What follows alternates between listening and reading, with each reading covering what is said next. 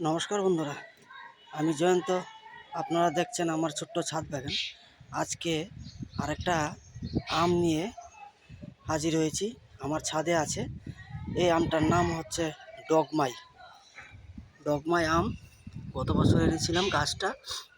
এবার দেখুন দুটো আম ধরেছে, চারটে ছিল ঝরে পড়ে গেছে, এখন মাত্র দুটো আম আছে। আমটার নাম হচ্ছে ডগমাই।